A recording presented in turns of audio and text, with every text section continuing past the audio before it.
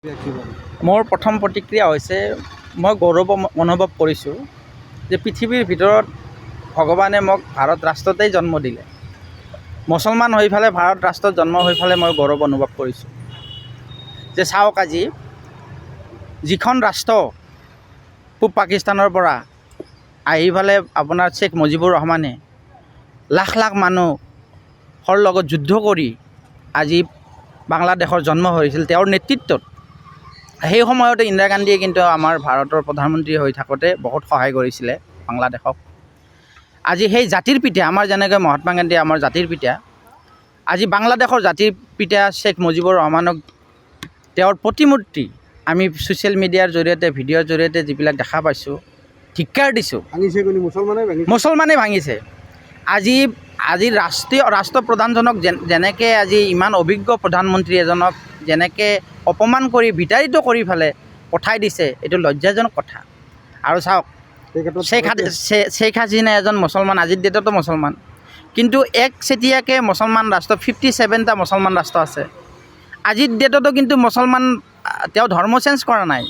আজি কিন্তু শ্বেখ হাছিনাক কোনো এখন ৰাষ্ট্ৰৰ নিৰাপদ বুলি তেখেতে গণ্য নকৰিলে।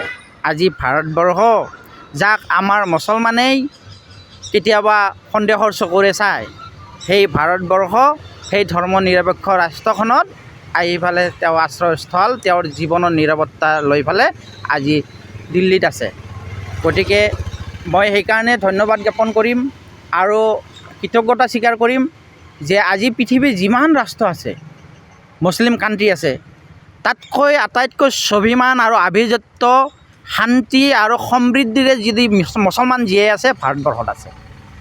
আজি চাওক, আপুনি আফগানিস্তানেই চাব নে আপুনি পাকিস্তানেই চাব, মুছলিম কাণ্ট্ৰিবিলাকত আপোনাৰ বোমা বাৰুদেৰে মছজিদত গুলীবৰ্ষণ কৰি লাখ লাখ মুছলমান একেলগে ধ্বংসলীলা হোৱাৰ উদাহৰণ আছে। কিন্তু ভাৰতবৰ্ষত মুছলমানে মাৰিছে, কিন্তু তেতিয়া কিন্তু এই ভাৰতবৰ্ষৰ ৰাষ্ট্ৰপ্ৰধানজন নাছিল। গতিকে আজি কিন্তু এই ভাৰতবৰ্ষৰ ৰাষ্ট্ৰপ্ৰধানজন থকাৰ পিছত কোনো এজন মুছলমান অসুৰক্ষিত নহয়। আজি মুছলমানে সম অধিকাৰ, সম সততাৰে এই ভাৰতবৰ্ষৰ জীৱন ধাৰণৰ সগৌৰৱে জীয়াই আছে। নিজৰ জীৱন ধাৰণৰ মানদণ্ড পৰিৱেশৰ লগত খাপ খুৱাই ফালে চলি আছে। গতিকে আমি মুছলমানক গৌৰৱ অনুভৱ কৰিছোঁ। মুছলমানক আজি বাংলাদেশৰ ভিডিঅ' লৈ পেলাই কিছুমানে আজি চাওক কিমান বৰ্বৰ, আৰু আজি সংসদ ভৱনত যিজন প্ৰধানমন্ত্ৰীৰ কাৰ্যালয়ত বা গৃহত যাই পেলাই তেওঁলোকে ফ্ৰিজটো ভাঙিছে, তেওঁলোকে টিভিটো ভাঙিছে, তেওঁৰ শোৱনি কোঠা ভাঙিছে, তেওঁৰ যিটো শাক চব্জি ভেজিটেৰিয়ান যিখন মানে বাগিচা আছিল সেইবিলাক ধ্বংস কৰিছে। কিছুমানে আপোনাৰ কম্বলটো লৈ গুচি গৈছে। এইটো তেনেকুৱা নহয়। ছাত্ৰসকলে যিটো দেখুৱাইছে, ঘৰৰ ভিতৰত যাই পেলাই তেওঁৰ বাসভৱনৰ ভিতৰত যাই পেলাই বিড়ি টানিছে, এইবিলাক নেকি? এইবিলাক ছাত্ৰসকলৰ এইবিলাক নেকি মুছলমানে কৰিছে? লজ্জাজনক কথা। মুছলমানে যিবিলাক ছাত্ৰই আজি দেশখন সুৰক্ষিত বুলি তেওঁলোকে আন্দোলন কৰি এজন ষ্টেণ্ডিং প্ৰধানমন্ত্ৰীক বিতাড়িত কৰিছে, তেওঁলোকে কি কৰিব লাগিছিলে? ৰাষ্ট্ৰীয় সম্পদ সেইবিলাক, তেওঁলোকৰ শ্বেখ হাছিনাৰ সম্পদ নহয়। তেনেকুৱা নহয়। ভগৱানে শক্তি দিয়ক।